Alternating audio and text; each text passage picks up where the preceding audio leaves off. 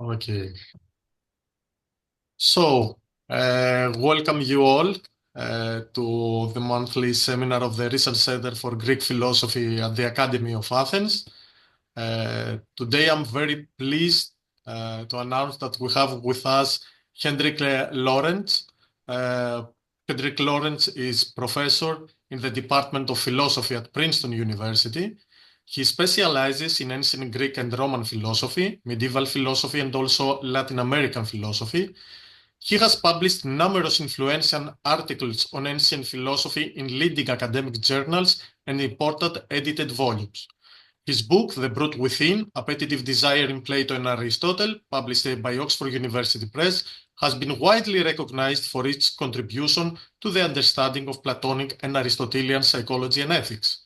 He has also delivered numerous lectures on philosophy, particularly on Plato, Aristotle, and Plotinus, and has held several leadership positions at Princeton University. And also, Xanthippe recently told me that he's an expert in Greek rebetiko music. I didn't know it. Yeah. And the title of his talk today is Being, Knowledge, and Opinion in Book 5 of Plato's Republic. So, Professor Lorenz, welcome.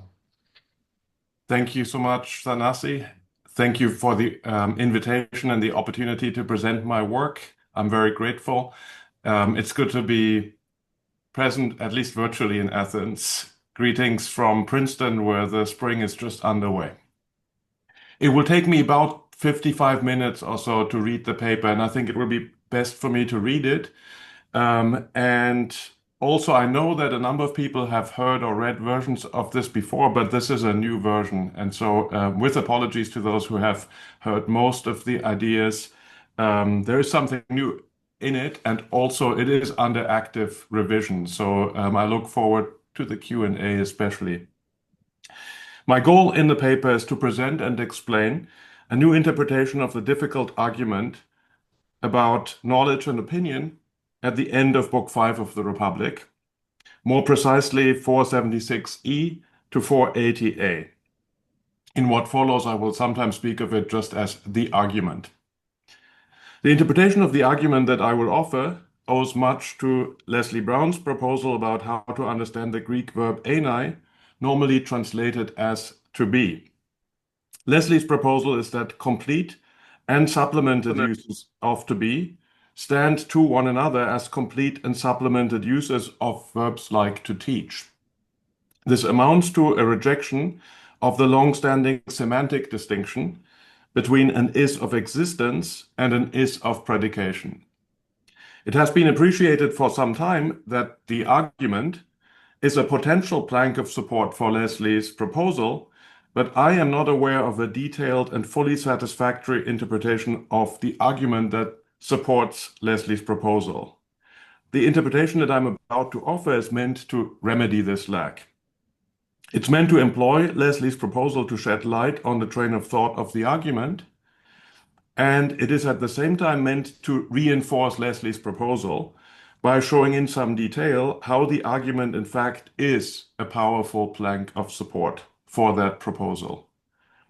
Along the way, a metaphysical picture will come into view, but it's not my purpose in this paper to offer an adequate characterization, analysis, or philosophical evaluation of that metaphysical picture. My topic is the argument itself, and in particular, the interpretation of the many occurrences of the verb to be.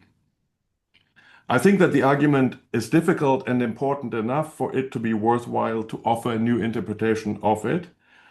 I also think that Lesley's proposal about to be is of profound and far-reaching significance, and I think that it has not received the attention it deserves. Historians of ancient Greek philosophy, as well as others who study ancient Greek texts, still have important lessons to learn about the syntactical and semantic behavior of the Greek verb to be.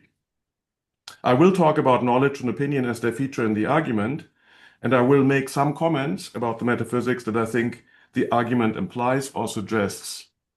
But what I will say about Plato's metaphysics or epistemology will be quite preliminary and will come from the perspective of this particular argument.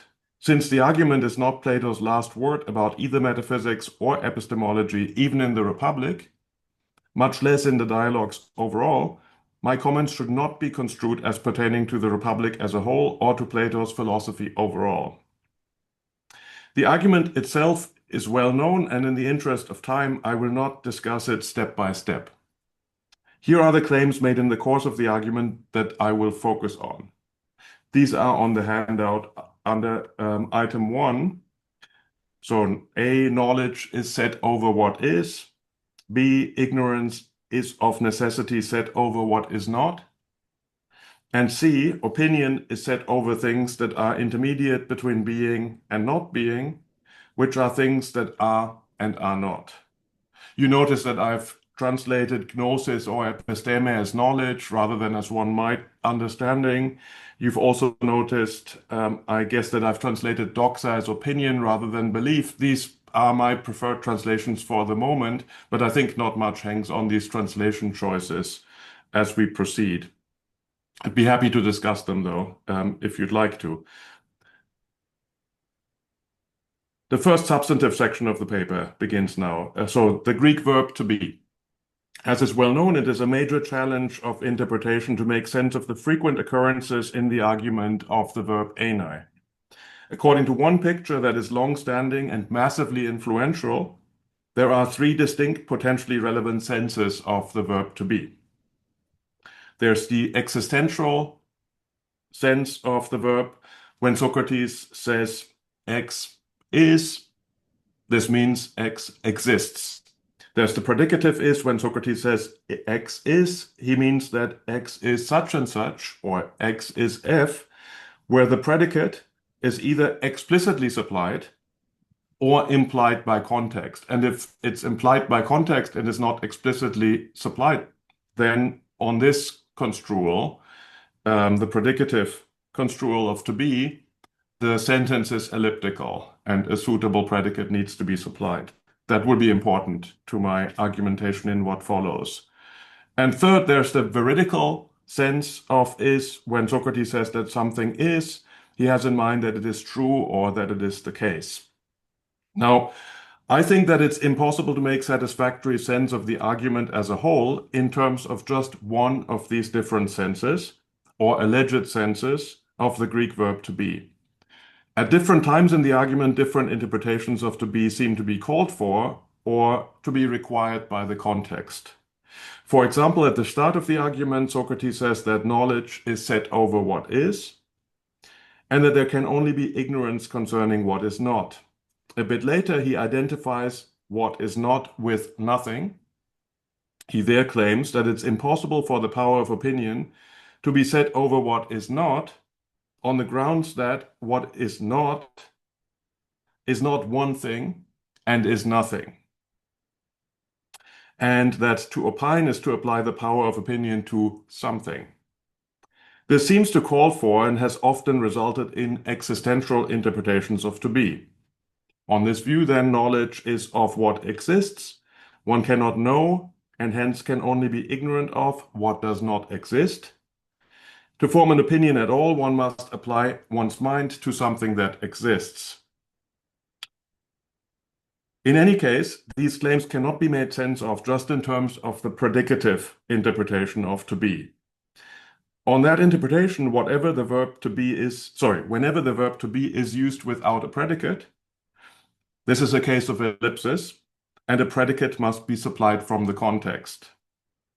So when Socrates asks whether the person who knows something that is or something that is not, predicative interpreters must supply a predicate. And in the context, the obvious predicate is beautiful. The view on which Socrates and Glaucon agree, then, is that the person who knows what is beautiful and knows that or how it is beautiful.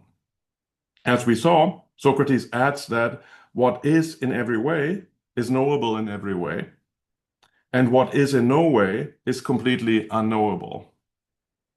Once again, predicative interpreters must supply predicates. In this way, we obtain the view that what is beautiful in every way is in every way knowable, that's to say knowable as beautiful, I take it, and what is in no way beautiful is completely unknowable. Again, unknowable as beautiful. This is, by the way, the construal of the argument at this point that Julia Annas offers in her introduction to Plato's Republic. And she's a sort of prominent example of the predicative interpretation.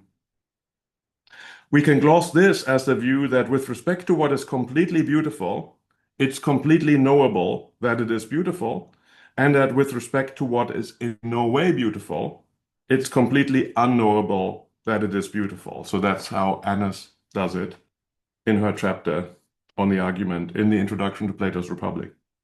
Well and good. However, predicative interpretations fail when Socrates tries to rule out the view that we opine what is not by arguing that what is not one thing and so is nothing. Once again, predicative interpreters diagnose the bare uses of the verb to be as elliptical, and so they must supply predicates. And once again, beautiful is the obvious candidate. On this view, then, Socrates is arguing that it's impossible to opine what is not beautiful because what is not beautiful is not one thing and so is nothing. To break this down, on a predicative interpretation, Socrates is not only claiming that what is not beautiful is unavailable as an object of opinion, he's also arguing for this claim by holding that what is not beautiful is not one thing and is nothing, and is therefore unavailable as an object of opinion. Now, this is a truly atrocious argument. It rules out not only the possibility of having opinions about things that are not beautiful, but also the very existence of things that are not beautiful. Why would any lover of sights and sounds accept that argument? Why would anyone? I conclude that Socrates' inference from not being to not being one thing and being nothing can simply not be made adequate sense of on a predicative reading. On the other hand, towards the end of the argument, this is at 479 BD, Plato moves from noting that the many beautiful, big, heavy things, etc., are also the opposites, so they're also ugly, small, light, etc., to the claim that they are and are not, or that they are intermediate between being and not being, rolling around as intermediates between what purely is not and what purely is. Here, we will want to avoid an existential interpretation on pain of saddling Plato with another bad argument.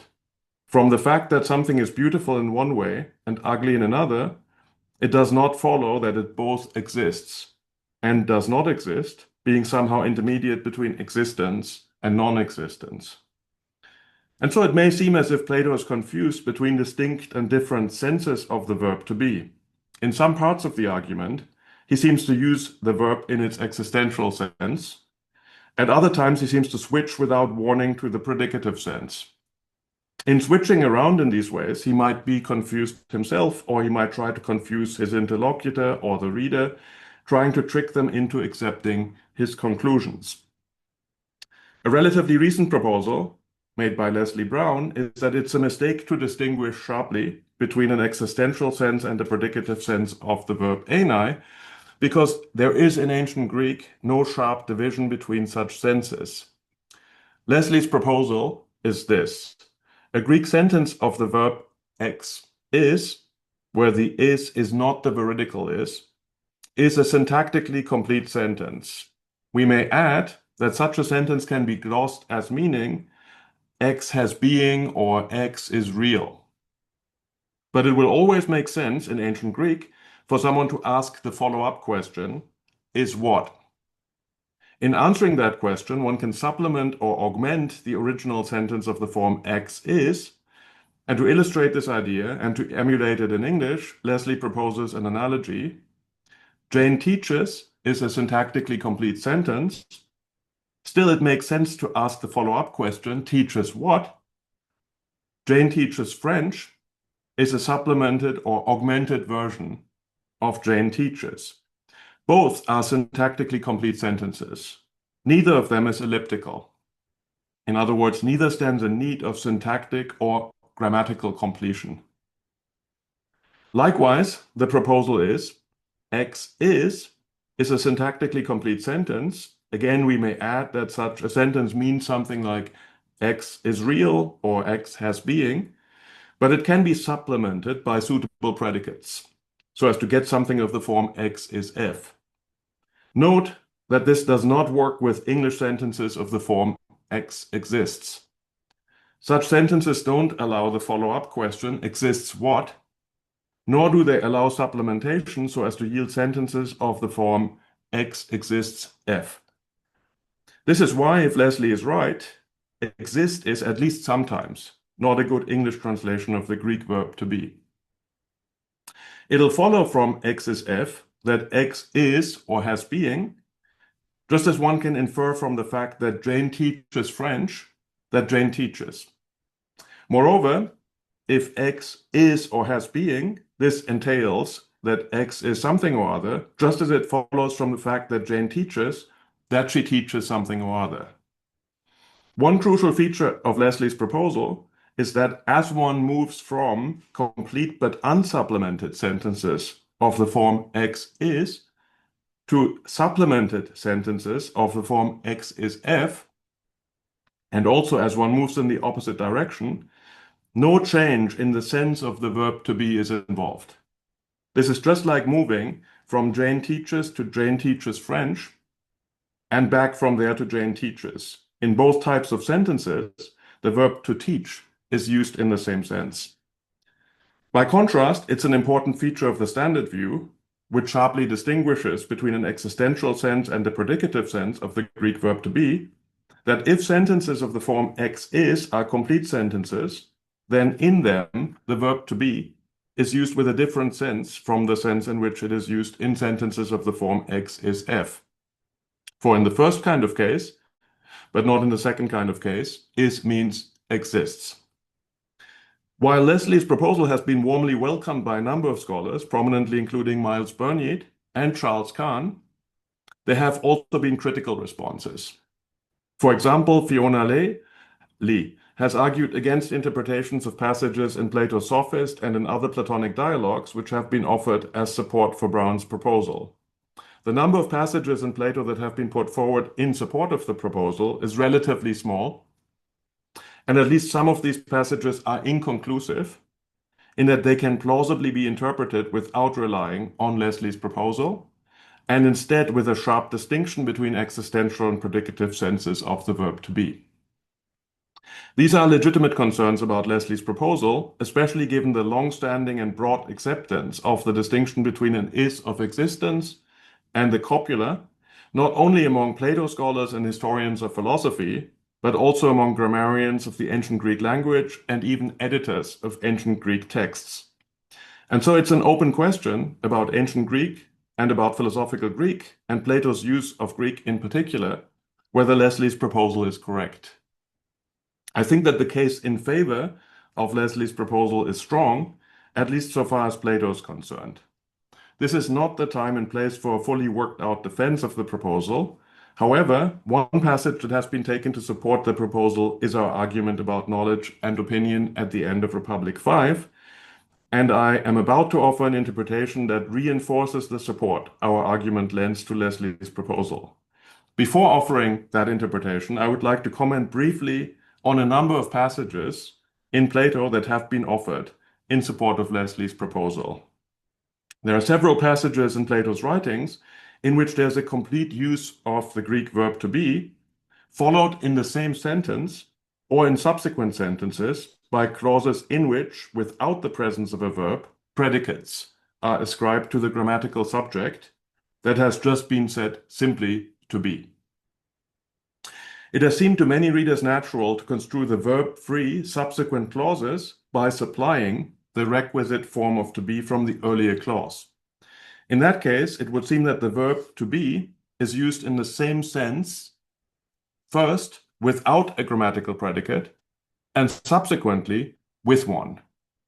An example of this kind that has attracted a fair amount of attention in the literature is Sophist 259a. That's on your handout, it's item 2 on the handout, where the visitor says that the different shares in that which is, and because of that sharing is, but it is not that in which it shares, but is different from it. In the second clause of the sentence quoted, it said that the different is not that in which it shares, but is different from it. Here the expressions not that in which it shares and different from it function as grammatical predicates, and it seems that we must supply the verb is from the preceding clause in order to link the grammatical subject, which is the different, with those two predicates. The upshot is that Plato is using the same verb to be, so this is esti in 259a7, first without a predicate and then with predicates in the same sentence, strongly suggesting that he takes the verb to have the same sense in both clauses. While I favor this reading as linguistically natural, it can be challenged with an alternative reading of the passage. It's true and well documented that under certain conditions, the Greek verb to be can be elided, and so it's possible that the verb means exists in the first clause of Sophist 259a 6 to 8, and that the predications in the second clause of the sentence quoted depend on an elided esti that serves as the copula between the grammatical subject and the predicates. In that case, one might translate the different shares in that which exists, and because of that sharing, exists, but it's not that in which it shares, but is different from it. The same style of interpretation is available for Theaetetus 185a to d, where Socrates speaks of the thought that sound and color both are, and then adds the thought that each of them is different from the other and the same as itself, without explicitly adding the relevant form of the verb to be. However natural it may be to construe the thoughts about difference and sameness as depending linguistically on the initial complete use of the verb to be, the availability of the alternative reading that introduces an elided copula renders this passage and others like it. There's another passage like this, for example, in Laws 10, 887b 7 to 8, inconclusive as support for Lesley's proposal.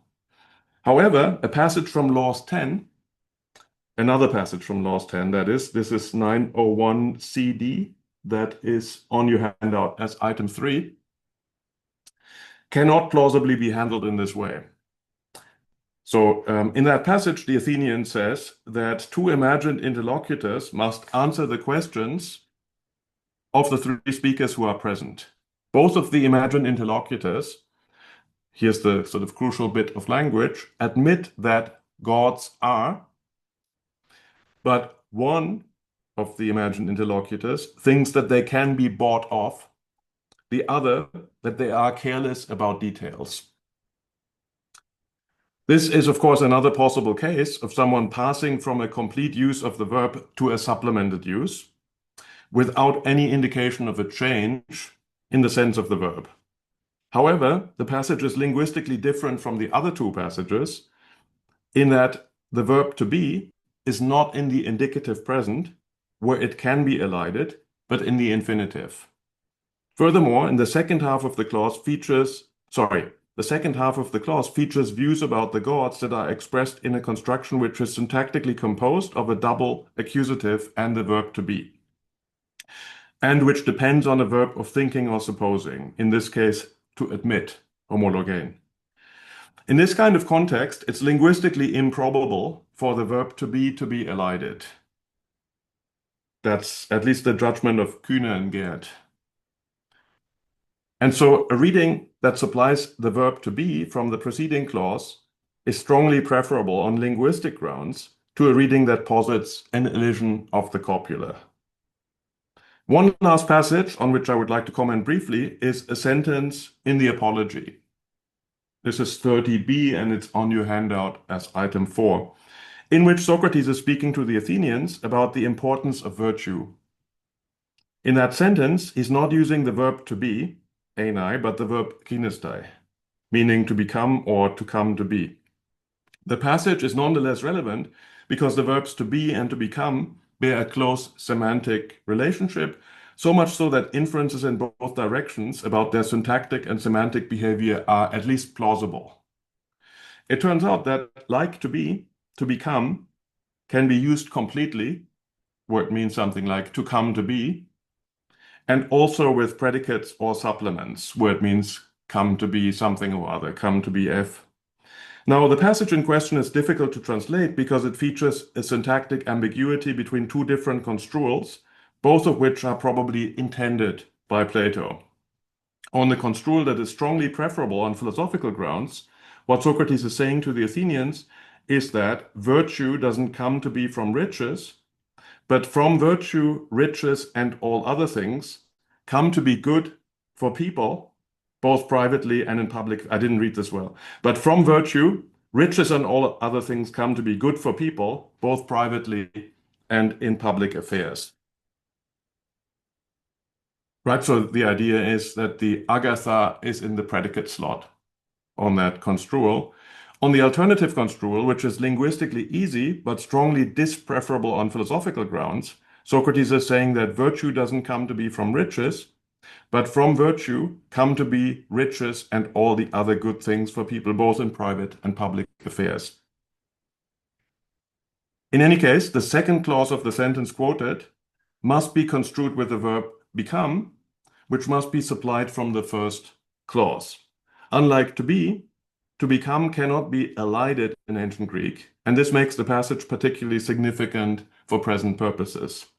On the construal that is strongly preferable on philosophical grounds, Socrates is using the verb to become without a supplement in the first clause of the sentence and with the predicate or supplement good in the second clause, without any indication of a change in the sense of the verb. Given the close semantic relationship between the verbs to be and to become, it's plausible to think that if to become is capable of playing both of these syntactic roles without a change in sense, the same goes for to be. And so Bernier's proposal about to become is not only an extension of Brown's proposal about to be, it also reinforces the proposal. I now want to reinforce Lesley's proposal even more by showing how it can be employed to obtain a viable and I hope attractive interpretation of our argument. Along the way, we will encounter two difficulties for Lesley's own interpretation of the argument, but I think we can overcome the difficulties by correcting what I think are two missteps on Lesley's part. These missteps are incidental to the proposal about the verb to be. Let's begin by revisiting the argument's main claims with Lesley's proposal in mind and seeing what sense we can make of them. So these are the main claims that are on handout under 1. So A, knowledge is set over what is. The idea is that knowledge is of what has being or of things that have being or are real. Such things are ones that bear predicates.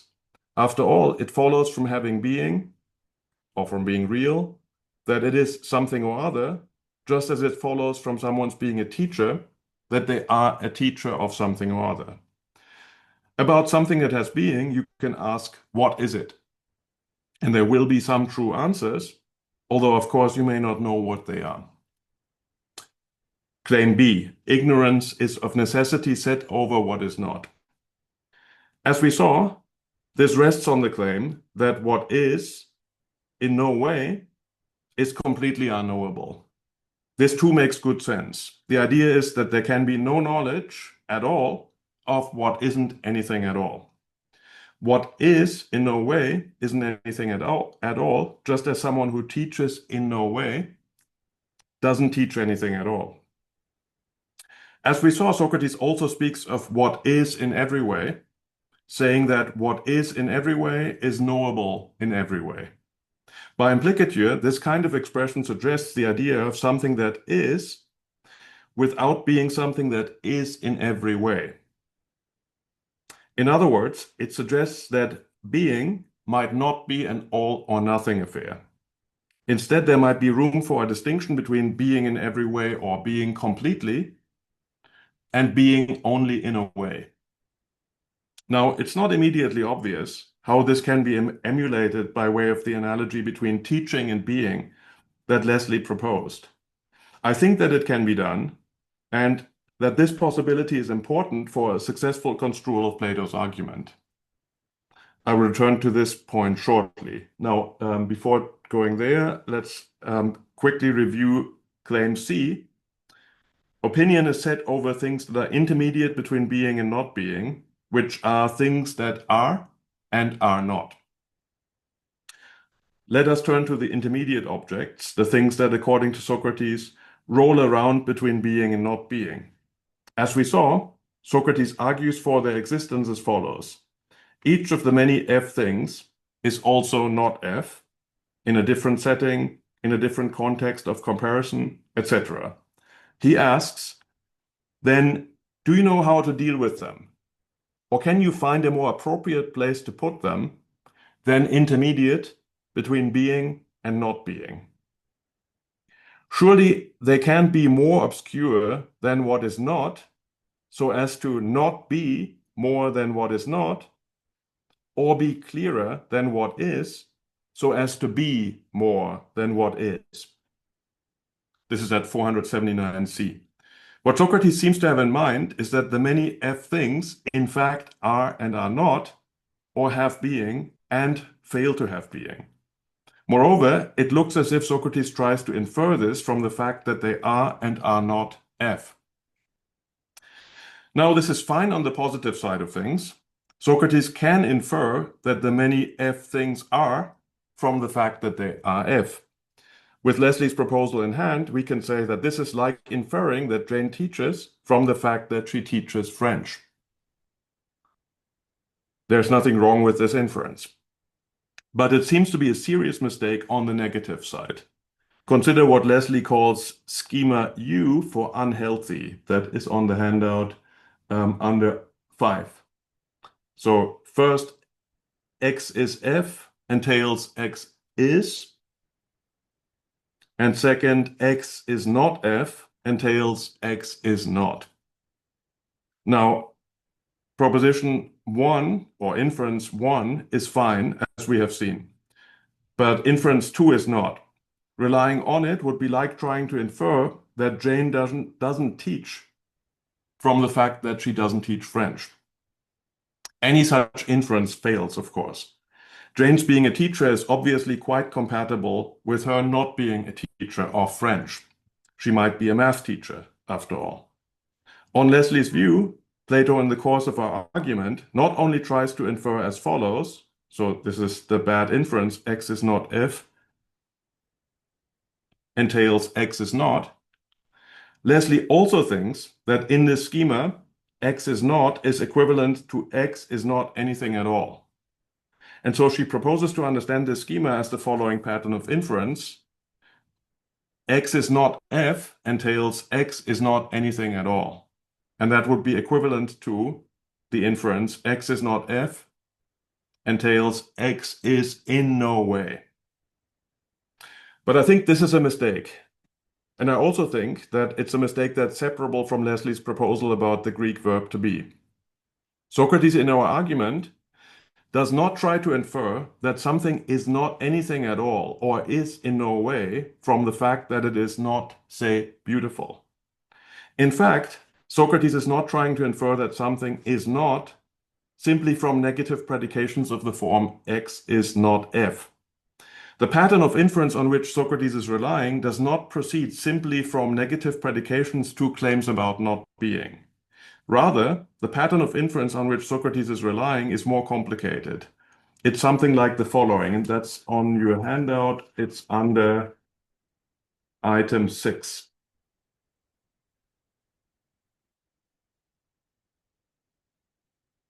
So I have sort of an initial formulation and then refinements. The initial formulation is just 3 under item 6. X is F and X is not F entails X is and is not. In the context, 3, so that inference schema seems to be equivalent to, and this is 3 prime under 6 on my handout, X is F and X is not F entails X is intermediate between being and not being. Now, it's worth recalling that Socrates sets up the extremes between which the many F things fall as what is in every way. So the Greek there is pantelos on, and what is in no way. Me on de me dame. In doing so, he's opening up the intermediate possibility of things that are in a way and are also not in a way. As we saw, Socrates also treats the expression being in every way as replaceable by the expression being purely.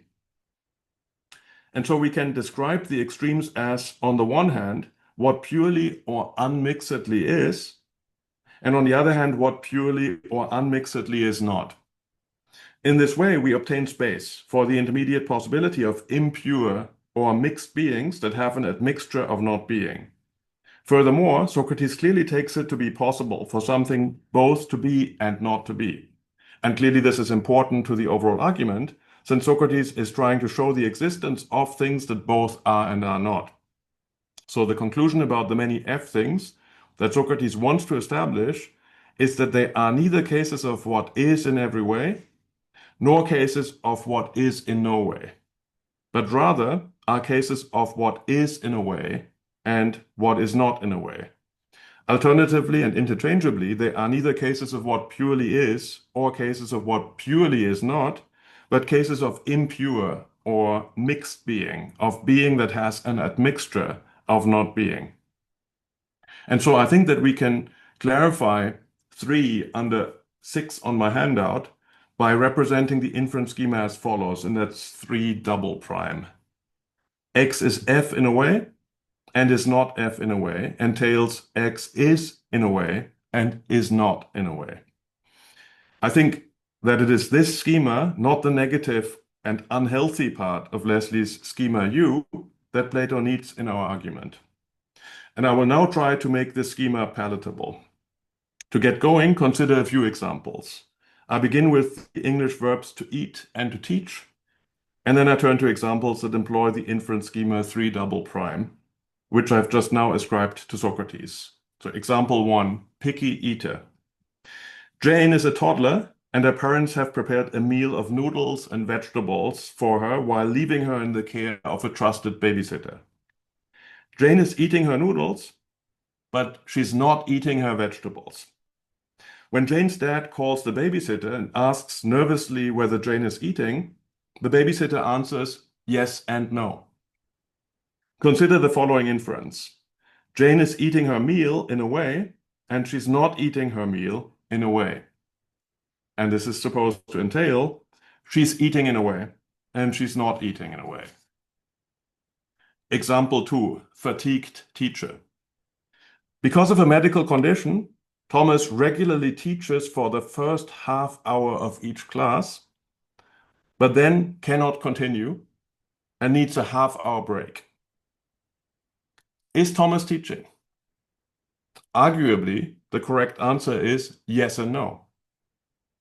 Again, consider the inference.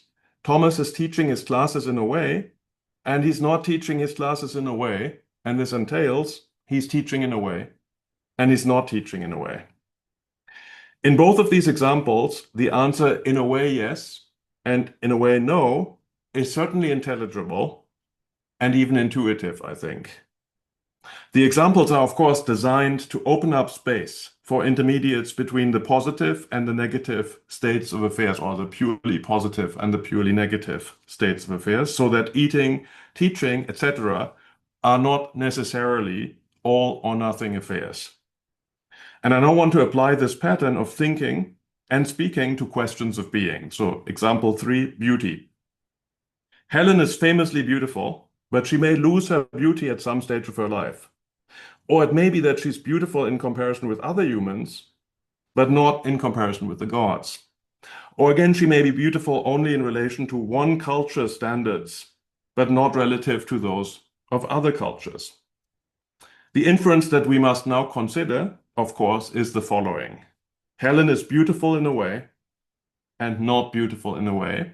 And this is supposed to entail Helen is in a way and is not in a way, right? So this is now inference pattern 3 double prime implemented.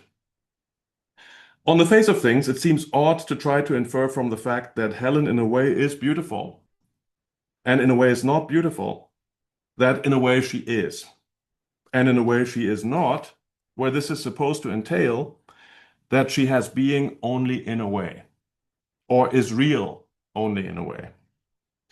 This is because there may be things that can be said about Helen without needing to be qualified or weakened in any way at all.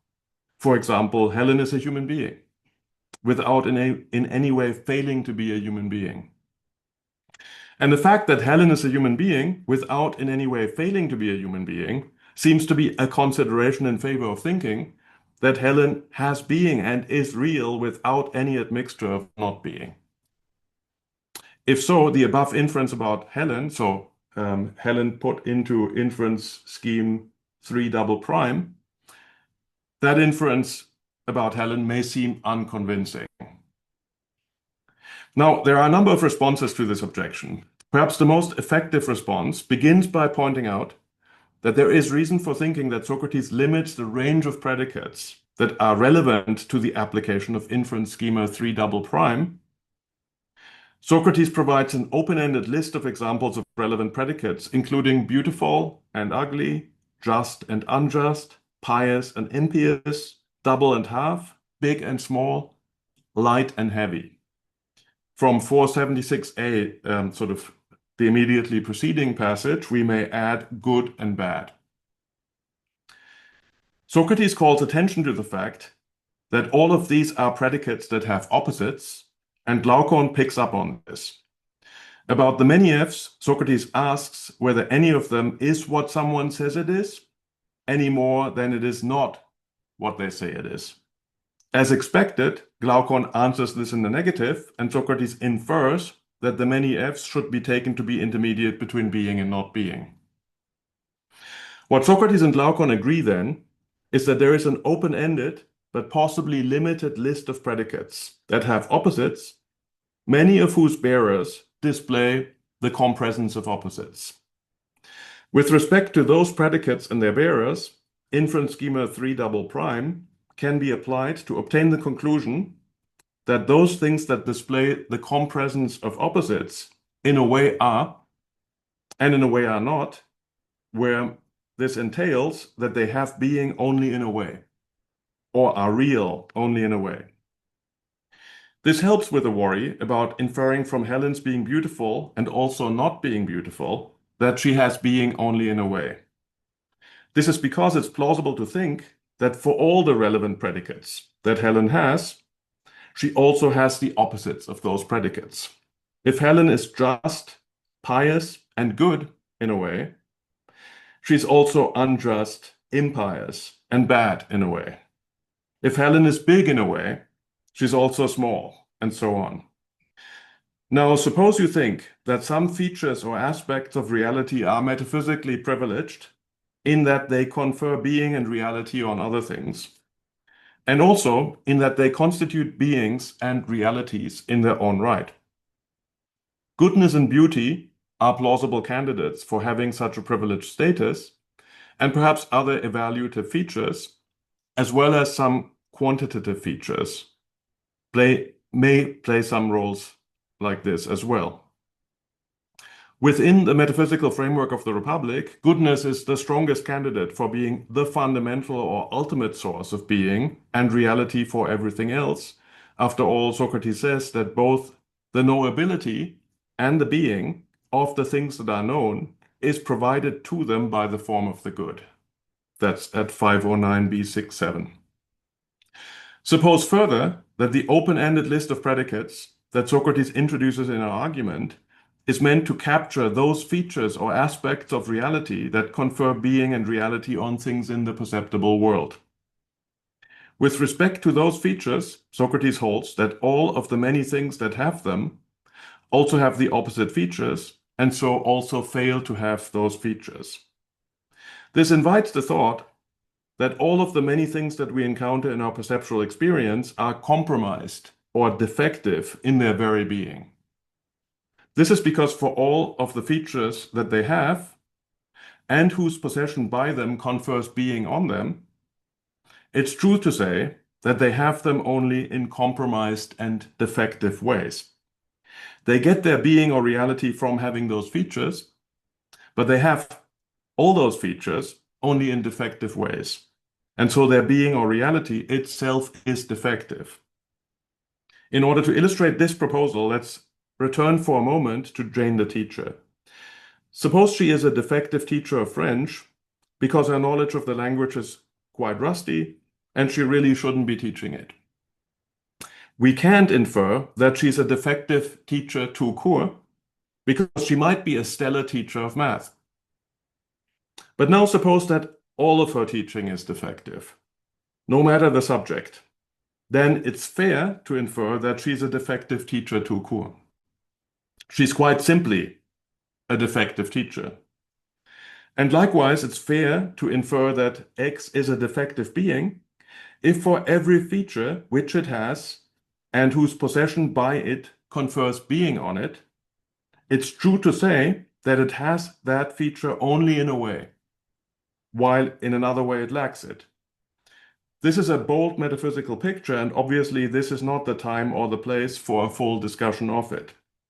I limit myself to calling attention to the characterization of the form of beauty in the symposium, with its implied contrast between beauty itself and the many beautiful things. That is item 7 on my handout. First, beauty itself, always is, and neither comes to be nor passes away, neither waxes nor wanes.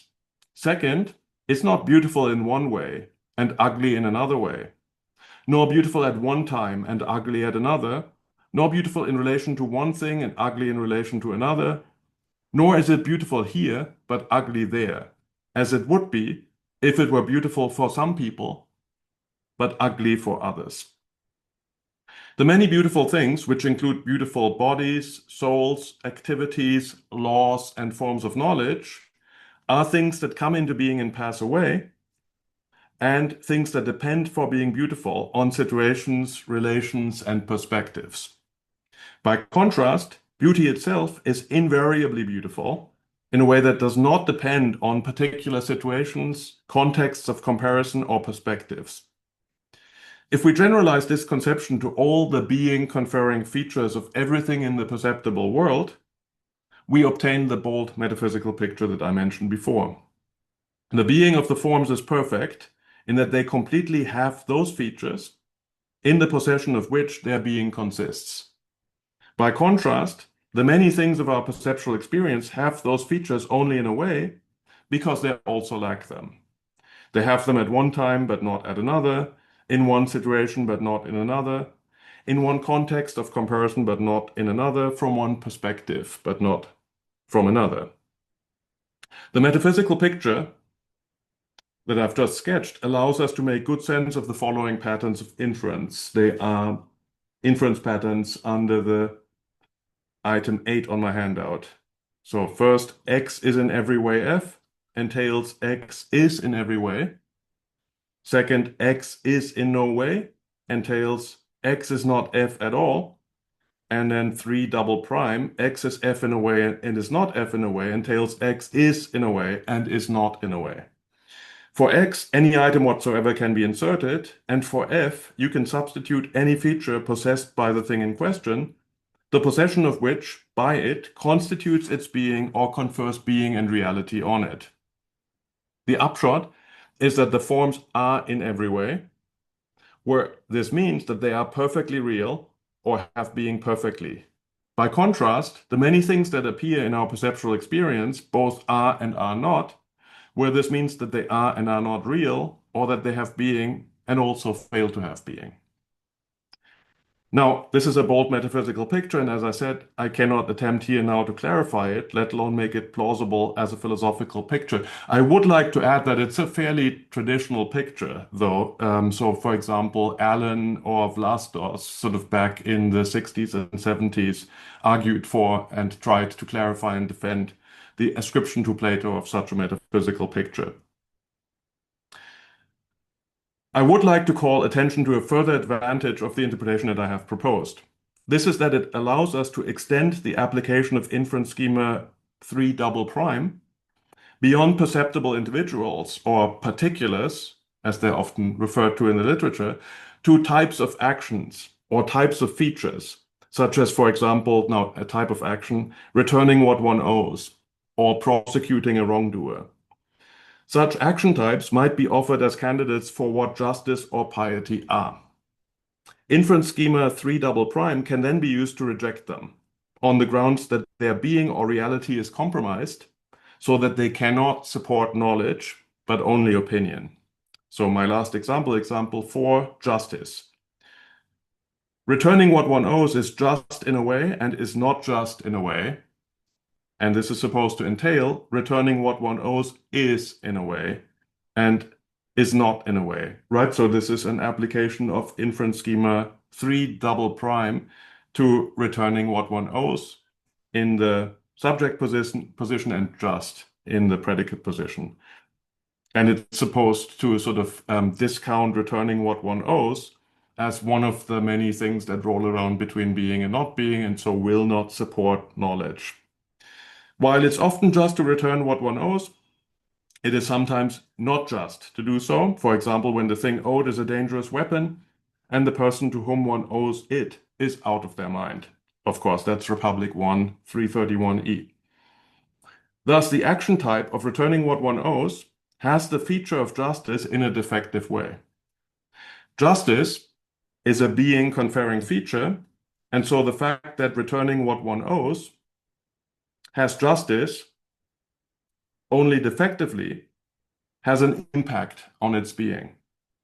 Furthermore, it's arguable that returning what one owes is defective not only in being just, but also in being good, noble, or beautiful, kalon, and with respect to any other applicable being conferring feature. The upshot is that returning what one owes is defective in its very being or reality. As a result, the interpretation that I have proposed allows us to include things conventionally regarded as just, and even as standards of justice, such as returning what one owes, among the things that are and are not, and are therefore in between being and not being. I conclude that the interpretation I have proposed fares well as an attempt to depict the metaphysical upshot of the argument. It enables us to make good sense of the argument's 3 main results, or 3 central claims. These are A, B, and C as set out on the handout. In A, what is shorthand for what is in every way. Both expressions refer to things that are perfectly and unmixedly whatever they are. More precisely, they have perfectly and unmixedly those features in the possession of which their being consists. Their being is undiluted by the compresence of opposites. In B, ignorance is of necessity set over what is not. What is not is shorthand for what is in no way. Both expressions refer to what is not anything at all, what lacks any feature that could confer being or reality on anything. And lastly, the things that are intermediate between being and not being are the things that are in a way and are not in a way. For any features which they have, and the possession of which confers being on them, they also have the opposite features. And so any feature, the possession of which confers being on them, is had by them only in a compromised, defective way. Their being is systematically compromised. Given this metaphysical picture, the following inference schemas are legitimate, and these are 1, 2, and 3 under 9 on my handout. So X is F entails X is not entails X is not F, and X is F in a way, and is not F in a way entails X is in a way, and is not in a way. Anything whatever can play the role of X, and F stands for any feature the possession of which confers being or reality on X, or constitutes X as a being or as something real. These results have significant implications. They show that Lesley's proposal about the verb to be equips us to interpret the difficult argument at the end of Republic 5 in a way that yields a clear and philosophically defensible path to Socrates' bold conclusions about the ontological status of the objects of perceptible experience in comparison with the ontological status of the forms. These results also show that on a viable and I hope attractive interpretation of the argument, it does lend support to Lesley's proposal about to be. In fact, there's reason for thinking that this argument is a particularly strong plank of support for Lesley's proposal, and this is because of the inferential character of the transitions between complete and unsupplemented uses of to be. Consider the inference schema. X is F entails X is. Right, so this is 1 under item 9 on my handout. For this type of inference to be valid, the verb to be must be used in the same sense. Otherwise, any attempt at inference turns out to be a fallacy of equivocation. If to be were used in different senses, to employ this schema would be like trying to infer that Jane is growing from the premise that she's growing tomatoes. Since this is, I get the example from Lesley's paper, the 1986 paper on the sophist. Since the verb to grow is used in two different senses in the premise and in the conclusion, right? In the inference from Jane is growing tomatoes, therefore Jane is growing. Since the verb to grow is used in two different senses in the premise and in the conclusion, the inference fails. And so the validity of this inference schema requires the univocity of to be in complete and supplemented uses of the verb. In order to obtain the detailed and I hope convincing interpretation of the argument that I have presented, it was necessary to correct two missteps of Lesley's own interpretation of the argument. I reject Lesley's suggestion that in Republic 5, Plato or Socrates employs the negative part of Lesley's schema U. So, right, that's inferring X is not from X is not F. In other words, inferring claims, negative claims, in which is features without a complement, just from negative predications. Instead, I suggest that Socrates derives the defective being of perceptibles not directly from negative predications, but from the compresence of opposites. So that the schema he relies on is this, right? And this is 3 double prime. X is F in a way and is not F in a way. Therefore, X is in a way and is not in a way. And secondly, I reject Lesley's suggestion that in Republic 5, Plato or Socrates infers from negative predications about X that X simply is not, where this entails that X is not anything at all. The main topic of this paper has been Plato's conception of being. I take myself to have advanced the scholarly debate about this topic in two ways, corresponding to the two sections of my paper. In the in the first substantive section, right, on being, discussing the passages from the Laws and the Apology, and also Theaetetus, I responded to Fiona Lee's linguistic objection to Lesley's proposal about to be by pointing out that at least two passages in Plato, that's one in Laws 10 and one in the Apology, provide evidence in favor of Lesley's proposal that cannot plausibly be defeated by relying on an elided copula. In my last section, focusing on the argument at the end of Republic 5, I offered and explained a detailed and I hope convincing interpretation of the argument at the end of Republic 5 that employs Lesley's proposal about to be. I also pointed out that since my interpretation makes Plato or Socrates rely on inferential connections between premises and conclusions that employ to be in its complete and supplemented uses, the argument interpreted as I have proposed turns out to be a strong and perhaps the strongest plank of support in favor of Lesley's proposal about to be. If the interpretation I have proposed is the best available interpretation of the argument, as I think it is, this will have far-reaching implications for the semantic and syntactical behavior of the Greek verb to be in Plato and beyond. Thank you.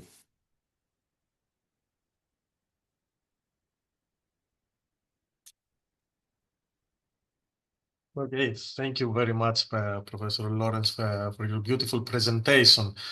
Now, let us proceed to questions. I will follow the line as I see it on my screen. So first is Vula Tsuna, and then Jessica Moss. Hendrik, thank you very much. This was extremely stimulating and interesting. I have two brief questions. One is semantic, the other is exegetic. So I think you favor for X is, you favor the rendering X has being, but not the rendering X exists. On the grounds that the former allows for a follow-up and the follow-up makes sense, whereas the exists formula doesn't. And I was wondering whether perhaps both make sense. We could say X has a being, and the follow-up question can be as what? Or that X exists, and the follow-up question could be how, or exists as what. And I was wondering whether behind your reticence to use the exists formula, there is something that one often hears. I'm not clear what really it means, that existence is not a notion that is there in ancient philosophy. I don't happen to believe this to be true, but I wouldn't be ready myself to get into a real argument about this. So I am asking for clarification here. And the exegetic point is this: the metaphysical picture that you draw, which is indeed bold and extremely fascinating. It does presuppose, however, that the metaphysics of the forms, the basics, the nuts and bolts, are set down at the end of Book 5. And an alternative kind of approach would be that the metaphysics is fleshed out gradually in the middle books. So I was wondering whether you could comment on that. Thank you so much, Vola.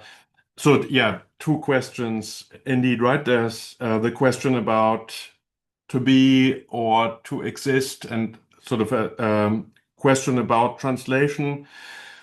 I am not one of the people who are allergic to translating st as exists. I think there are quite a few passages, quite a few contexts in which that translation is natural.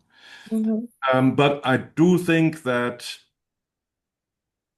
it's problematic in other contexts. And in particular, I think it's problematic in this particular context because of the pattern of inference, right, that I have identified. And I'm not in general sort of strongly wedded to is real or has being preferable as a translation.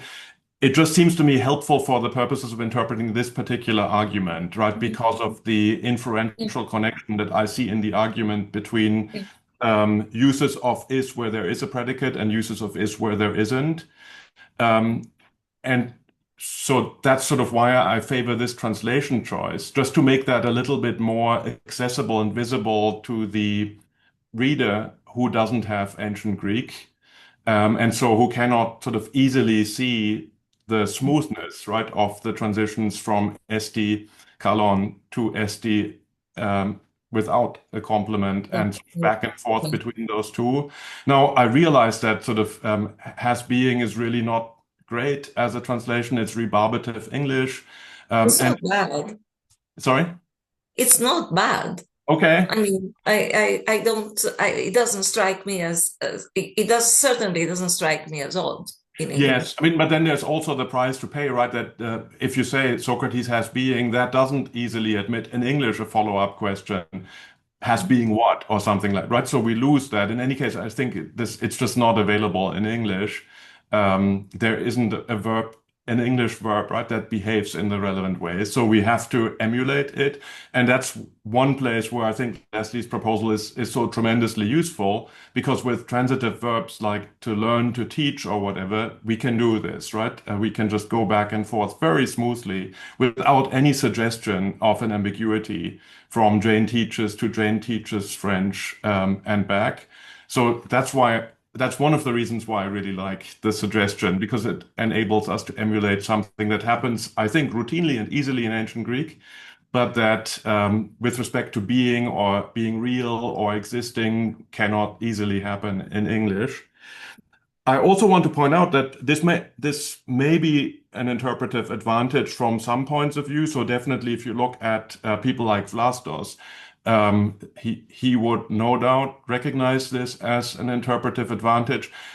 If you avoid translating the unsupplemented uses of esti as exist, then you avoid a commitment to degrees of existence.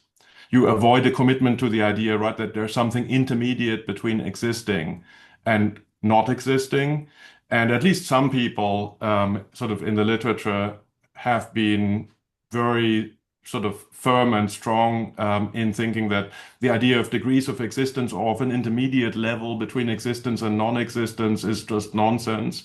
I myself am not too worried about that, but I just want to call attention, in case it's dialectically useful to me, to the fact that my interpretation does not commit Plato or Socrates to a conception of an intermediate sort of level of existence between existence and non-existence.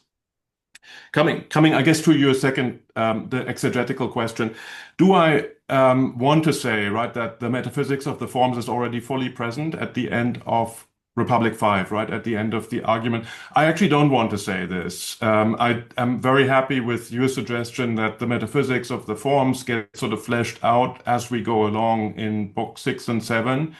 Of course, there is sort of a schema. There's a schematic way, sort of a slot in a schema of being, which is going to be occupied or populated, I take it, by the forms, maybe among other things, right? Namely, things whose being, whose reality, if you like, is completely uncompromised or completely defective.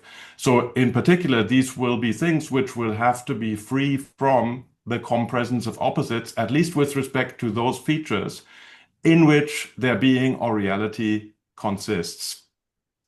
But I think that's sort of where we can leave it for present purposes. Of course, for the purposes of the argument, it is, of course, going to be important that knowledge is going to be possible and attainable, right? Because, of course, the idea is to sort of identify and individuate the real philosophers in terms of the possession of knowledge.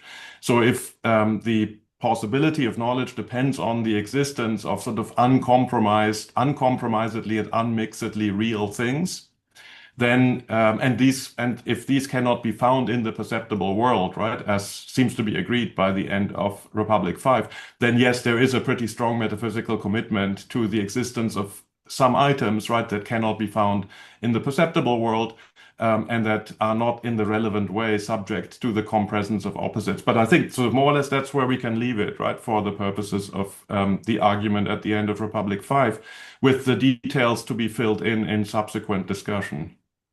Thank you very much, Hendrik. Thank you. Okay, thank you. Next in line is Jessica Moss. Thank you. Hey, yeah, I like that a lot, and I want to talk about the idea that the analogy is not that Jane teaches French shoddily, but she's great at math, but rather whatever Jane teaches, she teaches badly, and therefore she kind of does and doesn't. And I think that's really compelling, and I think sometimes maybe I'm just suggestible. I think that's how I was thinking of it anyhow before your talk. But anyhow, I find it compelling now. It's not an objection. It's actually, I just want to sort of think through with your help, the way that this fits with the text. So there's a place that I wish the text were different for this reading, which is 479b. Because he refers to these things. We've got the many beautifuls, we have the many doubles and halves and bigs and smalls and lights and heavies and so on. And we have at around line 7, meti mal an ha an fesomen, tauta pros thesatai tanantia. I wish he had something, maybe, what do we want, like a hoti or something like that. We want something more, right? It would be nice if he had said not just they're no more double than they are half, but rather they're no more anything than we call them, than they are the opposite. And I'm thinking that this is sort of, it fits a bit with the way that he goes on, that he refers to these things as beautifuls and uglies and so on, as opposed to beautiful people or beautiful practices. He's just really taking them as, they're identified by by the property that they have. And I'm thinking it fits also with the cave allegory way of doing this. So a shadow of a dog isn't also a shadow of a, I don't know what, you know, something else. I guess maybe you'd think it's a shadow of a mammal or something, but each shadow is just an emblem of one property.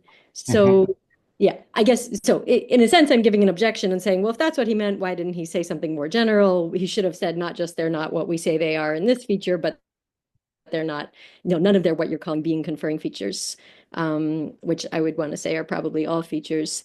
On the other hand, I'm kind of suggesting a response to that, which is that he's just thinking of things as, at least for the purposes of this argument, but maybe generally in his metaphysics. Yeah, I'm not sure how to make sense of the suggestion that even for his metaphysics, what you are is just an image of the form of the tall or of the brave, rather than an image of lots of different forms. So yeah, that's the question. How do we make sense of that? Thank you. Yeah, that's helpful.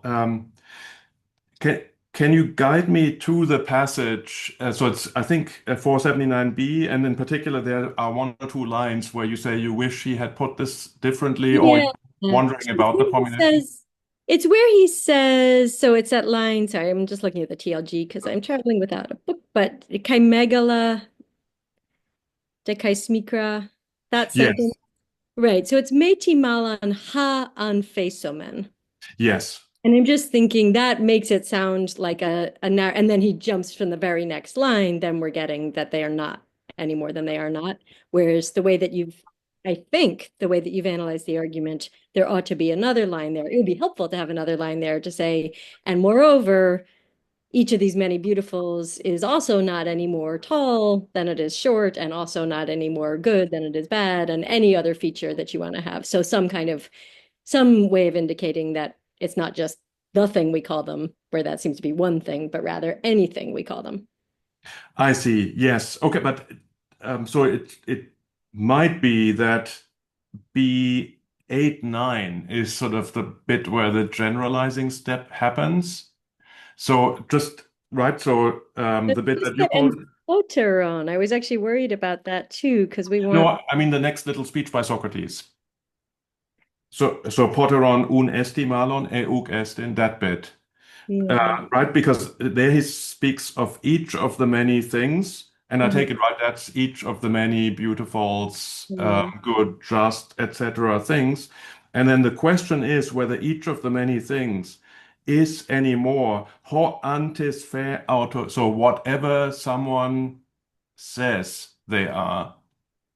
I mean, it says Is it any more this or not this? So the ho an in particular seems a generalizer. Okay. Whatever, right? So I guess I wish we had a hatiun or something like that, right? But yeah, good. It can definitely be read that way. But yeah, but on the other hand, I think maybe not that much depends on that, because at some point, right, there's a switch from everything that's in the perceptible world. Sorry, there's a switch from the many beautiful things, the many heavy things, and so on, to everything in the perceptible world, without any further argumentative texture between, right? And there's, even if you think that at 479b, he is sort of limiting himself to these sort of very metaphysically thin things, just form participants, qua form participants, or something like this. Then there's an easy route, right? It seems to me, to the construction of perceptible things like Helen or Socrates in terms of sort of multiple forms in which they participate. So that with respect to any of the relevant features, right, that get explained to by reference to form participation. And this may or may not include being human, being a dog, being a mammal, or whatever, right? These might not be construed as features that need to be explained by reference to form participation. Whatever the features are, right, that need to be explained by reference to form participation, maybe being a dog will get explained sort of in a derivative way to dogs will be things that get explained by reference to a whole bunch of forms, something to do with sort of relevant quantities, something to do with relevant qualities, and so on. I'm saying this, right, because I'm sort of under pressure from our argument to think of the relevant features of being things that have opposites. Yeah, definitely. Can I say, I don't want to keep on going too long. Is it okay to have one follow-up? Yeah, I was going to make what I think is a friendly suggestion to the argument also to say, well, it's true he only gives opposites, but we know later in the Republic we're going to get the bed and so on. And I think you could say, I might have misunderstood you, but I thought you would want to say, well, Helen is only human. She's not the opposite of human. But of course, you could use the Symposium 210 argument about at a time to say, when she's dead, she's not going to be human. And before she was born, she's not human. So you could just you could be permissive and throw in any feature, whatever, and say all of these count as being conferring features. He's just, for some other reason, focusing on opposites because it's easier to see the contrariety. Yes, no, I completely agree, right? So this connects with what I said to Vola, that I think that the details of the metaphysics of the forms and then also sort of by implicature of the participants, right, remain to be filled out in book 6, 7, and maybe beyond, say, book 10 of the Republic, right? And then, of course, this is an ongoing topic of philosophical reflection on Plato's part, taking us all the way to the Parmenides and other dialogue and so on, right? All I wanted to say is that sort of I'm operating within the constraints of this particular argument and sort of what the resources are that are sort of available at this point. And there, at least, there's the emphasis on opposition. And we sort of could make that work. But yes, I am not meaning to sort of express hostility, right, to developing the metaphysical picture, both of forms and of participants, in ways that draws on materials from subsequent discussion. Okay, thank you.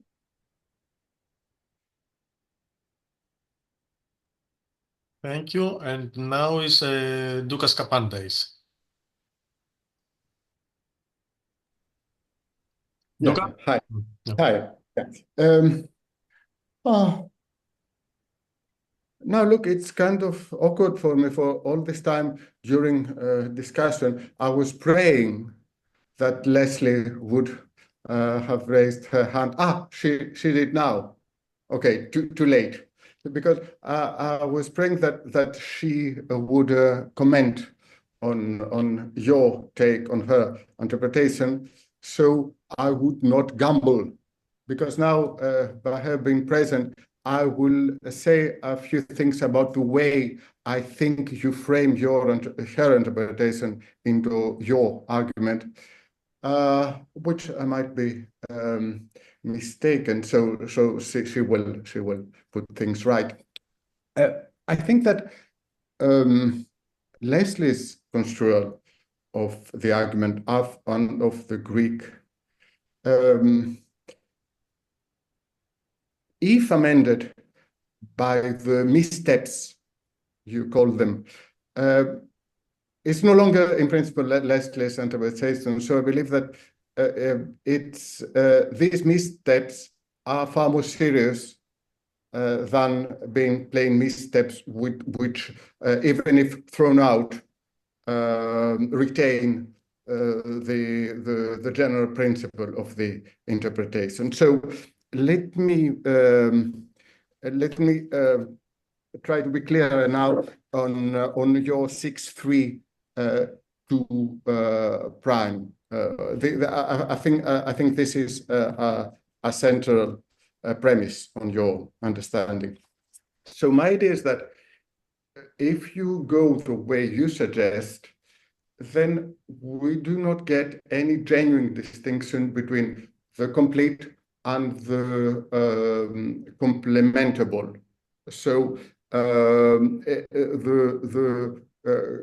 completable is always a boring ellipse, not of any genuine semantic input. What I mean to say is this. So assume that for the predicates as applied to the entities of this world, if we have there are n applicable predicates f1 to fn, then for every such predicate and for every entity of this world, x is fn in a way and it's not fn in a way, and the implication goes x is f1 in a way and is not f1 in a way, and this is true across.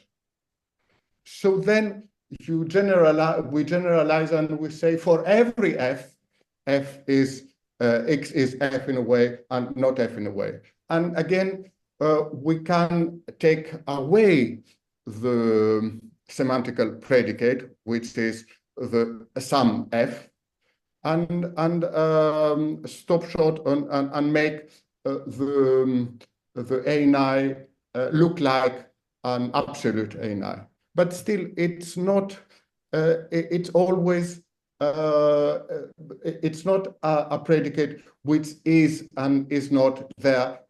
It is always there, but we only do not write it out explicitly for reasons similar to when something is not in our phrasing, something is self-evident, we do not mention it, but it is there semantically. It's only grammatically absent. So this is one point. Perhaps I will make a follow-up if I have time. Yeah. So thank you. Is the suggestion that on this interpretation or this version of Lesley's interpretation, this style of interpretation collapses into a predicative interpretation?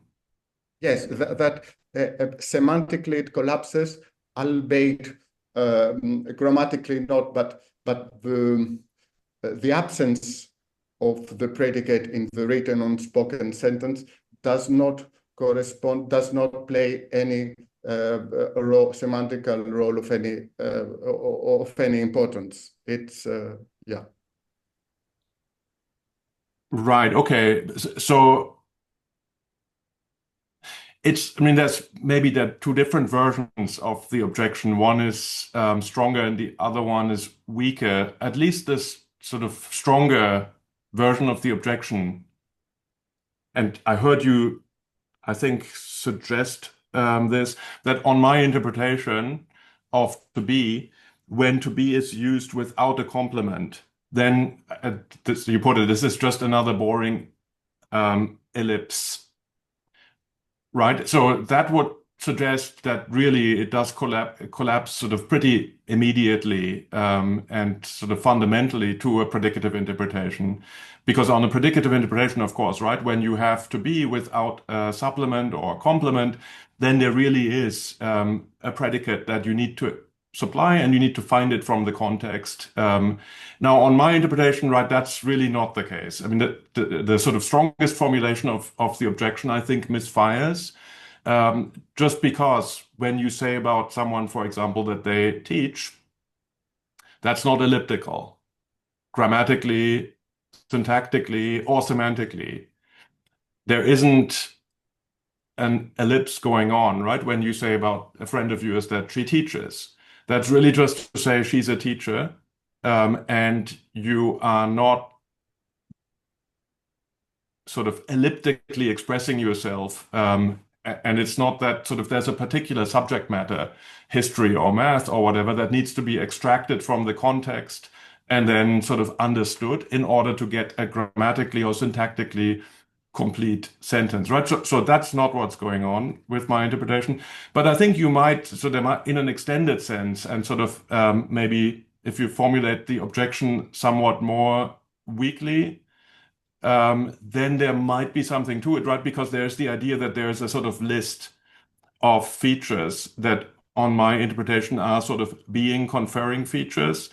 And so when you say about something that it is, the idea is going to be that it will have at least some features from the being conferring list of features. But this now becomes much like being a teacher, where there's a sort of understood list of sort of academic disciplines or subjects that are the ones with respect to which, you can be a teacher of.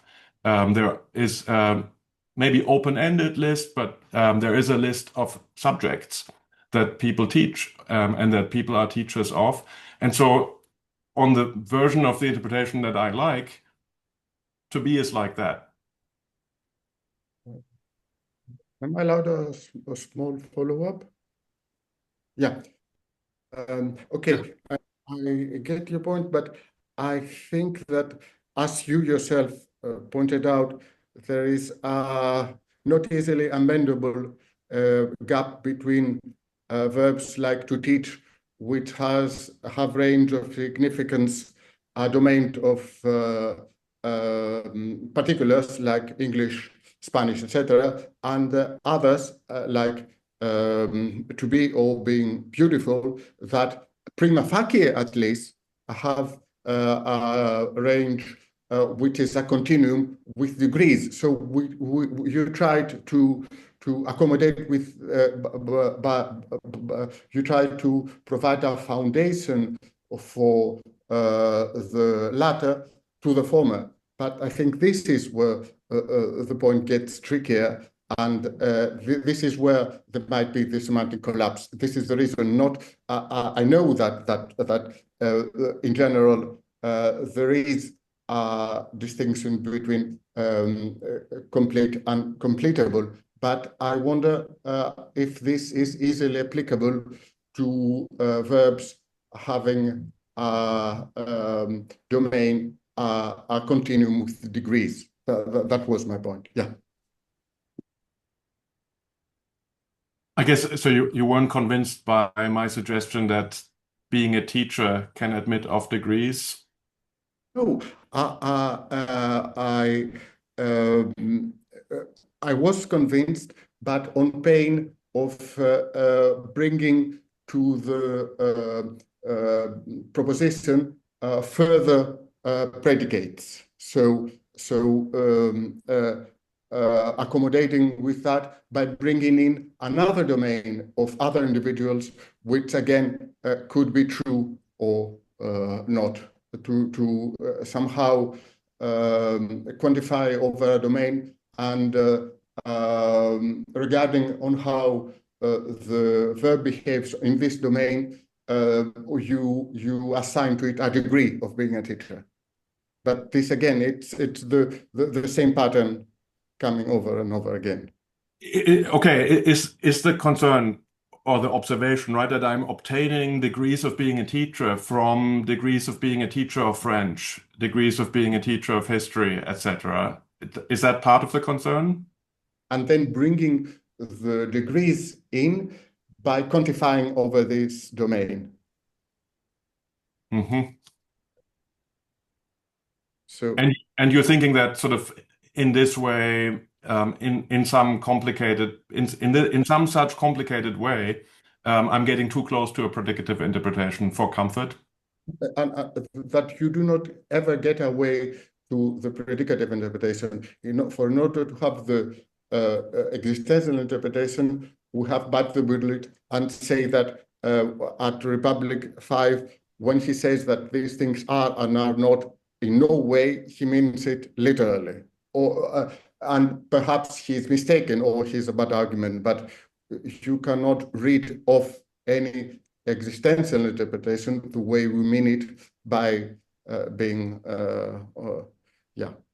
Anyway, I'm feeling awful because I'm anxious to not make any other follow-up because Lesley is so perhaps at the end I will come back. Thanks. Okay. I thought it was witness, but anyway, Lesley Brown now, and then we will continue. Thank you very much. Can you hear me? Yes. Lesley, wonderful to see you. Great to hear your paper, Hendrik. Thank you very much indeed. The first thing I wanted to say was just to intervene in the discussion you had with Jessica. You both agreed that somewhere in 479 B to C, the generalizing move happens. Jessica wanted the generalizing move to be put in, but you thought we could kind of understand it. So it's not just that the many large things are both large and small, but that they're also both beautiful and not beautiful, etc., etc. I'm a bit skeptical about that. At least Dawkins, I think, doesn't understand it that way, given that he responds with a remark with the riddle and says it's just like the riddle. And the point about the riddle is, as we know, that the man isn't a man and the bird isn't a bird and so on and so forth. So he hasn't understood it in a more generalized way. But anyway, that's just a small point about that. I really want I do agree with that. Okay, thanks. I mean, your really intriguing proposal is, and it came out very clearly in your response to Dukas, what you called the weaker version of his objection, that we're to imagine Plato thinking about a list of features which are being conferring. And I think I missed something, and I just wanted you to go over and explain when you first introduced us to this idea, and you talked about Helen and her beauty, and you wanted us to understand Plato as thinking that Helen both is in a way and is not in a way, that she's real only in a way, she has being only in a way, because she's both beautiful and not beautiful. And then you put an objection to yourself, which is, oh, but hang on, she's a human being and there's no way she's not a human being. And I missed the reply to your own objection. So can you give it to us again? Yes. So the reply is what I present as perhaps the most effective response to the objection. There are other responses, but the one that I offer is basically to restrict the relevant features to an open-ended but possibly limited list of opposites. And then the idea is that you are going to derive the being or reality of the things that have those features from having those features, and in particular from the way they have those features. So that perhaps being a human being wouldn't be on that list because maybe it doesn't have an opposite. And so then being a human being would not be a being conferring feature. Then, of course, this raises questions, right? How to account for being a human being, but maybe you could account for that in terms of other more fundamental features, which would maybe have opposites and feature and be on your list of being conferring features. So that, for example, being a human being is a sort of rather derivative feature that some things have, and it would the full analysis of that would proceed via some opposite features that are the immediately being conferring features, so that it's okay if Helen is completely and unmixedly human. That would be analyzed in terms of what it is for Helen to be human, right? Would be analyzed in terms of features that are the immediately being conferring features. And those would be ones that have opposites. And with respect to every one of them, Helen would suffer from the compresence of opposites. That is, I think, the most effective response to the challenge. And it accepts the kind of constraint that I acknowledge the argument to provide us with, which is that the relevant features that we're discussing are ones that have opposites. If we don't apply that constraint, right? If we sort of free ourselves of that constraint, as I think there will be reason to do once we come to comments about the theory of forms and participants in book 6, 7, and 10, then we can allow ourselves, for example, a form of human being and the idea of participating in the form of human being. Then we might actually sort of become even bolder and use the symposium for purposes of saying that Helen is a human being and is not a human being because at T1, this pointing to Helen is a human being at a later time after Helen's death, this is not a human being. So that's a move that we can make, but I don't want to make it because I think it's not motivated by anything that we're given at the end of Republic 5. It would be sort of a further and even bolder development of the picture that I see at work at the end of Republic 5. Thank you very much. Thank you. Okay, thank you. And now is Xanthippe Bourlogianni. Hello, I think Whitney is first. He has already asked to ask a question, but he cannot use the raised hand button. So please give him. Yes, okay, now I see it. Yes. So please, Whitney, you have the floor. Yeah, thanks. Hey, Hendrik, good to see you. Hi, Whitney. I was in my car on my phone and it works there, but not on my computer. Don't have the raise hand function. So it was really good. Just on the last bits of discussion about how general the conclusion by the end should be. One reason to think it should be kind of general is that right at the beginning of book 6, we get it cashed out in terms of genesis and thoros, and it's not, at least as far as I mean, even though it's 5 Stephanus pages, there's a gap between, right? It's only about 1 Stephanus page of difference. So it'd be nice to read it in a way where it seems, because as far as I read that, there's no additional argumentative meat given to get to that expansion. And then I think Jessica's, then the genesis floris makes sense if we go with the symposium view. So I think that is promising. So I had one question I just want to ask, and maybe it's not small at this point, is about how you handled the tokens issue. The types issue, like returning what one owes. And maybe I just misunderstood what you were saying, but it sounded like you were saying some tokens are just and some tokens are unjust, and then but I would have thought in your reading, you want the tokens to also be just in a way and not just in a way. So it's not that the opposites belong to the type in virtue of having tokens that participate, that have the one, and other tokens that have the other, but in itself. And I think you can, is that, what were you saying? How do you handle that? Maybe I just mentioned how you understand the types. Yeah, I didn't address tokens, right, of returning what one owes. Yeah. I want them to come out also to be affected by the compresence of opposites. Right. But sort of the work I was doing, right, was at the level of types, because I thought, and I still think, that's a sort of desideratum. It's a nice feature for a number of reasons. If types of action, such as returning what one owes, will also be affected by the compresence of opposites and will therefore be downgraded, right, to the status of being in between being and not support knowledge. That's what the work was that I was trying to do.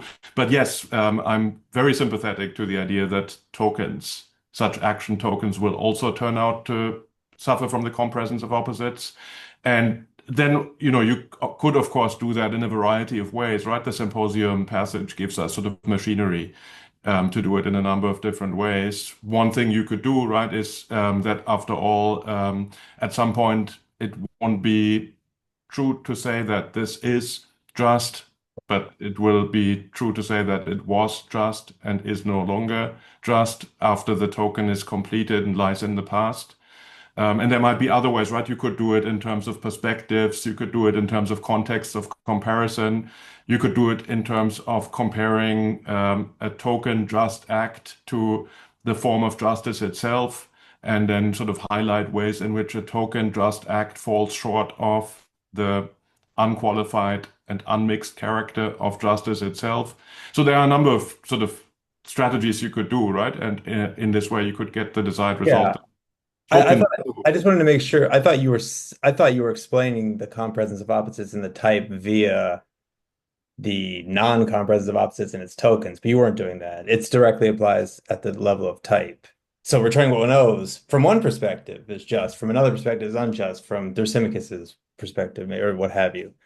I wasn't doing that, right? So what I was doing was, with respect to some tokens, it's just. And I wasn't sort of problematizing the justice of returning what one owes in those cases in which it is just to return what one owes. So I sort of left for the moment open the possibility that a token might be unqualifiedly just.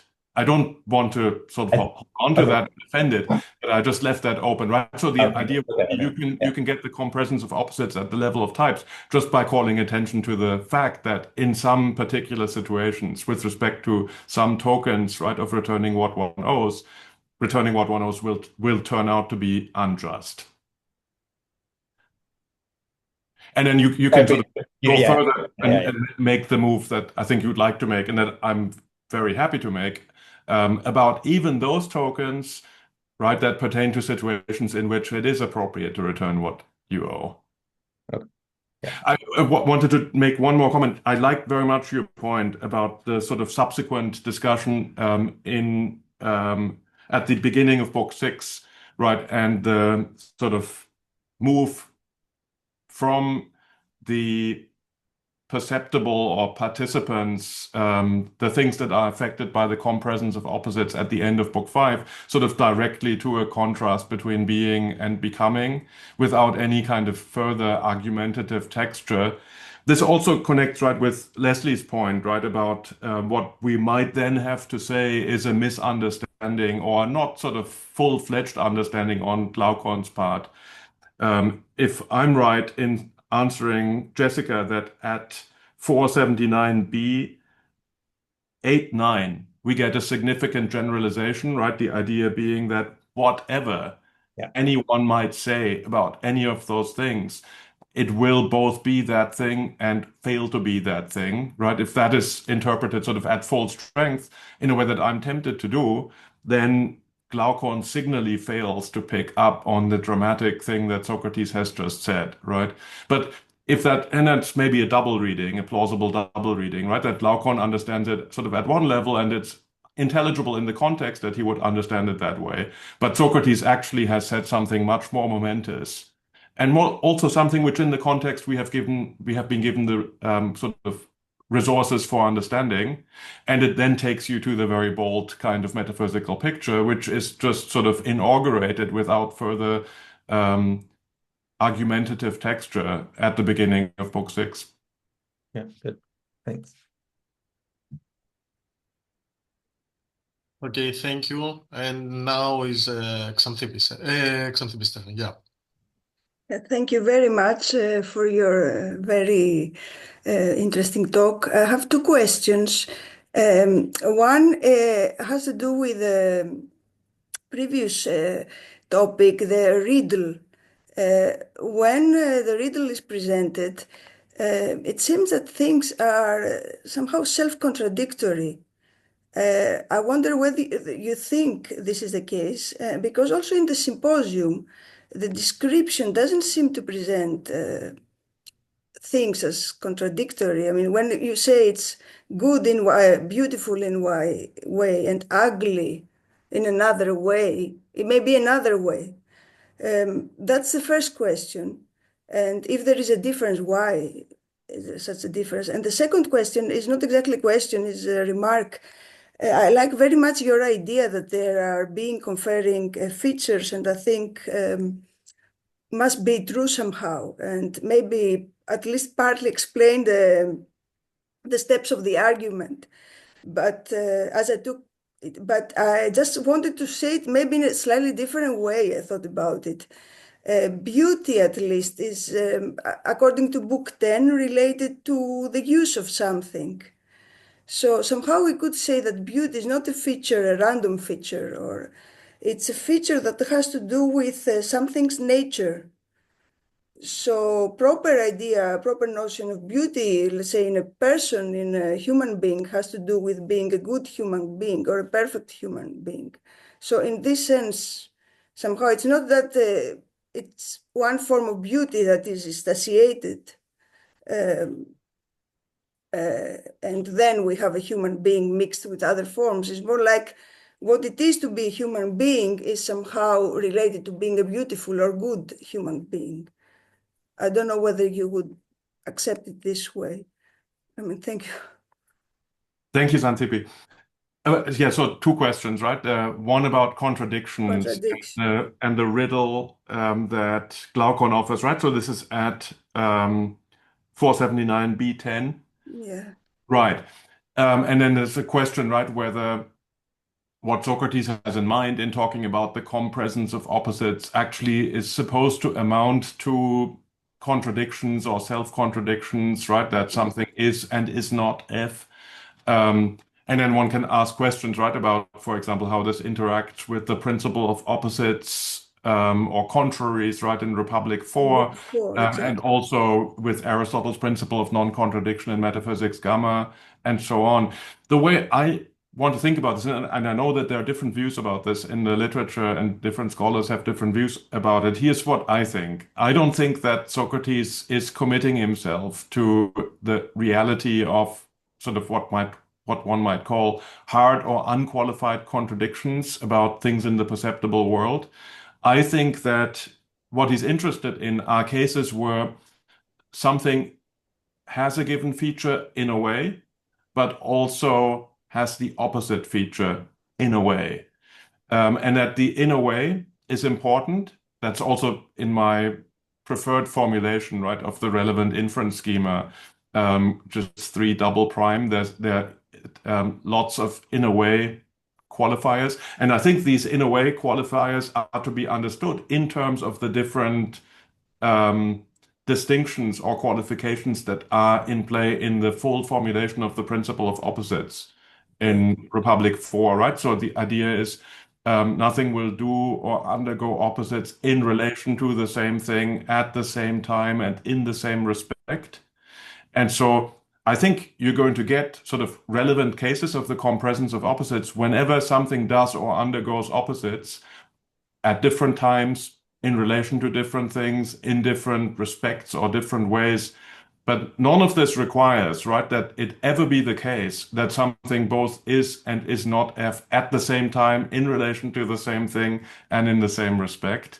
So that at least on the way I want to understand it, it's sort of relatively commonsensical and does not violate any sort of logical principles. I know this is controversial, but that's how I understand it. And you know, I think I get by. The argument makes sense without supposing that Socrates is appealing to what you might call genuine sort of hard or unqualified contradictions in the nature of things. That's about the first point, right, that you made. Then, right, you're bringing in questions about what it is for a human being to be beautiful, for example, and the idea, right, that human beauty is somehow to be analyzed, right, as a result of some kind of interplay between human nature and beauty, because beauty is realized in a different way in a human being, right, from the way it's realized in an opera or whatever, right? Yes, I don't really want to go there because for the purposes of this paper, right, I want to stick as much as I can to the sort of context of the argument at the end of Republic 5. And I don't want to bring in texts from other passages from other parts of the Republic or anywhere else. These are, of course, extremely complex topics, right, about sort of Plato's metaphysics and how to make sense of it. But I think that, you know, the argument at the end of Republic 5 doesn't give us very much, and we cannot get very far in thinking about the kind of question that you're raising. It does suggest, at least, that the being conferring features that are being thought of here are ones that have opposites. And so, right, it then doesn't suggest, it doesn't readily suggest, at least, that humanity is sort of a fundamental being conferring feature. And of course, this does connect with a number of other texts elsewhere in Plato, so that for example, the Timaeus, right, where people have interpreted what Plato is up to in the Timaeus in terms of the idea that being a human being is to be analyzed in terms of some kind of cluster of more fundamental features of reality. This, of course, would complicate your picture, right, about how human humanity and beauty interact, especially if it turns out that beauty is more fundamental than humanity in a way. But I just mean to call attention to some of the complexities and the tremendous difficulty of the subject matter. I don't mean to even try to come up with an adequate answer to your question. It's a great question, but sort of I'm stuck with very little resources to think about that question because I'm limiting myself for the purpose of this paper, right, to what we're being given at the end of Republic 5. Yeah, thank you very much. Okay, thank you, Xanthippe. May I ask also a question? Okay, I have puzzlement concerning the three double primos, at least with its formulation. X is F in a way and is not F in a way, where several things arise by this formulation. I mean, one is concerning the compresence of opposites, and as you said with Whitney before, and the distinction between types and tokens, it seems that F in a way is a token or a group of tokens, and F is not in a way another token or another group in the tokens. But you said that also a token can also suffer from the compresence of opposites. That would mean that three double primos, it could be restated in three triple primos that X is F and not F in a way, and is not F and not F in a way, and so on ad infinitum. Is it correct or not? Because if it is not correct, it means that some tokens are only F and not F. And then we have the problem that some of the many Fs are only F and not F, which seems to contradict with what the text says. Okay, this is the first one. The second one is about the part of the formulation X is F.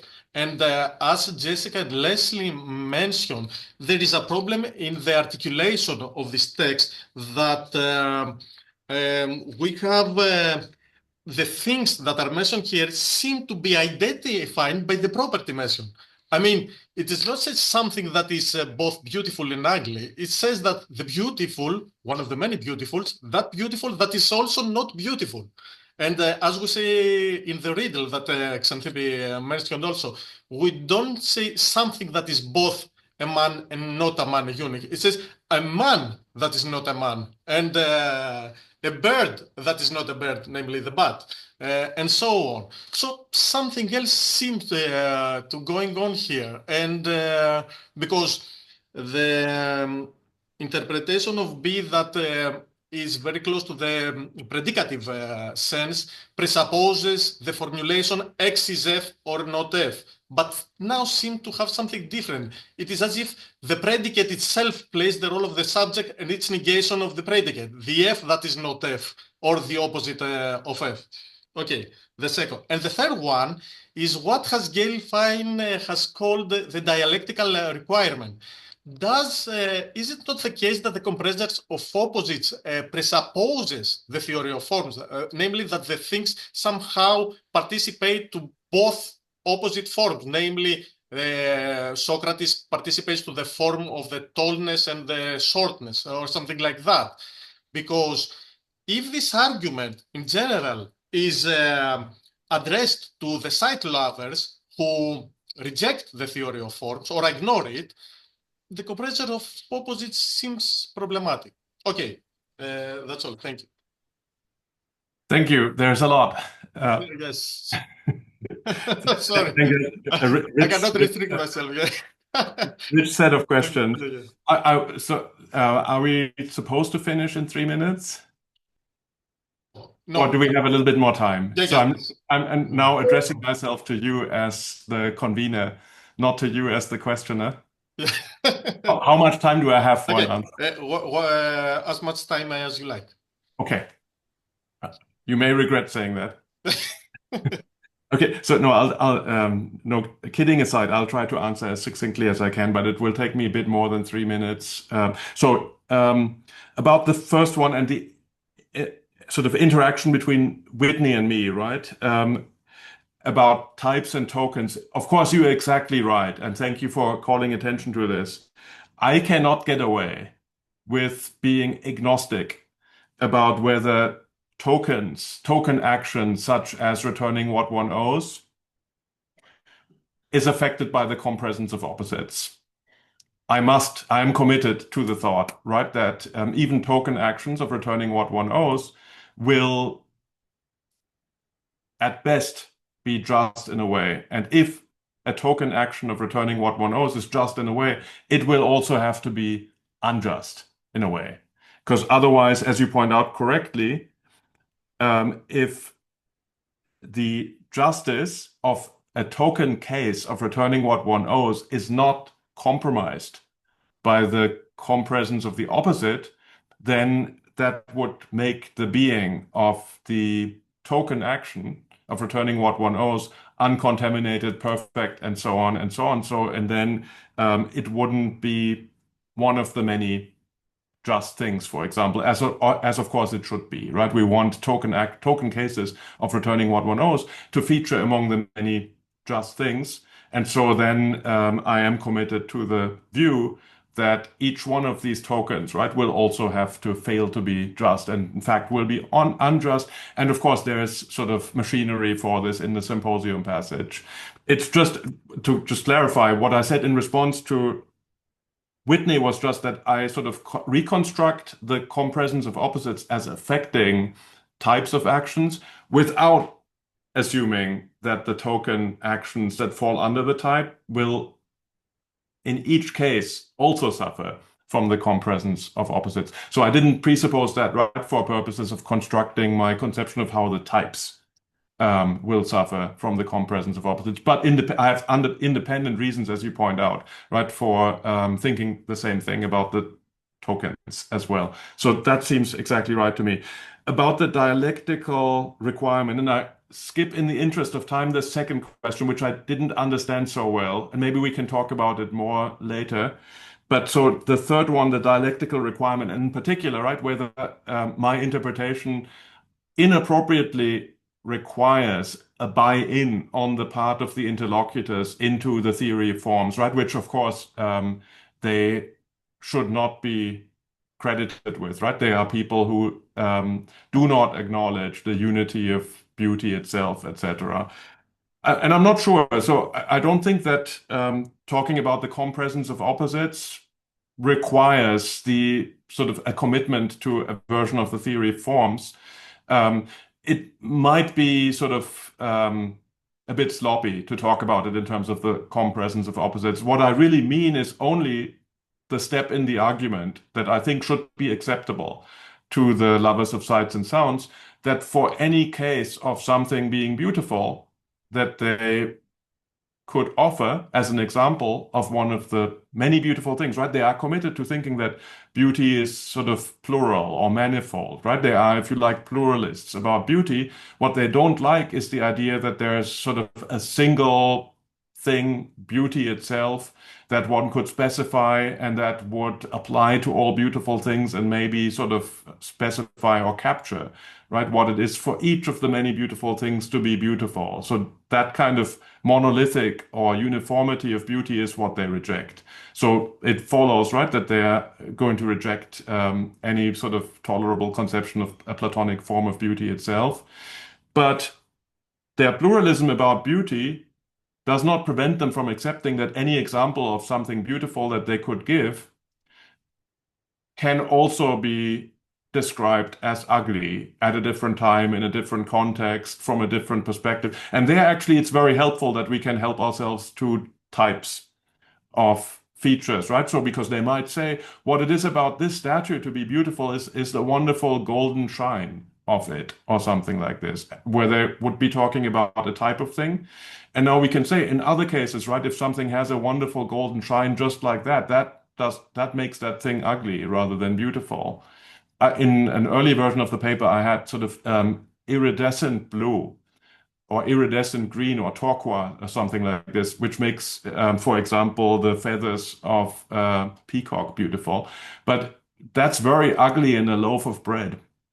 Right, if you open your loaf of bread and it has that kind of iridescent green color, that's disgusting. So that might then be an example, right, of the kind of thing that the lovers of sights and sounds would accept dialectically and have no reason to reject, but it would get you to the idea that easily, right? If you make sort of appropriate inferences and sort of move around in the appropriate way, you can probably get your interlocutor to accept that each of the many beautiful things also is ugly in a different context, etc. And that doesn't require that they make a commitment to the existence of sort of unitary forms of beauty, justice, etc. Maybe it's a bit sort of sloppy and problematic to use the language of the compresence of opposites, sort of given the close connection that language has with the theory of forms. But I mean it sort of innocently, just in terms of the idea that for all the f things, for relevant values of f, they will also display the opposite in some suitable context of comparison or at different times, etc. Okay, yeah, okay, I get it. I get it. Thank you. There is also a written brief comment by Lucas, if you would like to. We can land you in the States with for dinner. There's no need. But okay. But yes, I take that to be sort of part of the pattern of inferences that Socrates would be comfortable with, right? If x is f, then x. So if x is, then there must be some values for f, right, such that x is f, right? Yes. Okay. Yeah. Okay. It looks weird, but it can be. It is grounded in the semantics perfectly well. Yeah. Yes, I mean, it would just be like, right, if Jane teaches, there must be something that Jane teaches. Yeah, the other way around, it's the problematic. So that what sounds prima facie again weird is that if x is, and it's among the things of this world, then it is something, and it is something to a certain degree. So it also not this thing, and of all the predicates of this world is not all the predicates concerning things of this world apply and do not apply on it. So if x is, it means that x is f for some f, but if is x for some f, x is f for any f. It follows. About the things of this world, if for example, from formula 3, x is f and x is not f, it follows that x is and is not f. So if x f, it follows that x is. It's a conjunction. Yes. We take a first conjunct. We apply it to formula 2, to the formula, to the antecedent of my formula. X is, because we have taken it away for formula 3. Right? Okay. We have taken it away from formula 3. And this X is something which is and is not f about for any f of this world. Well, I'm restricting it to the being conferring features. So if x is f and x is not f for some f, then we come to the conclusion that x is and is not. Yes. So I take away the first conjunct. X is. Okay. On the premise that x is f and x is not f. Yes.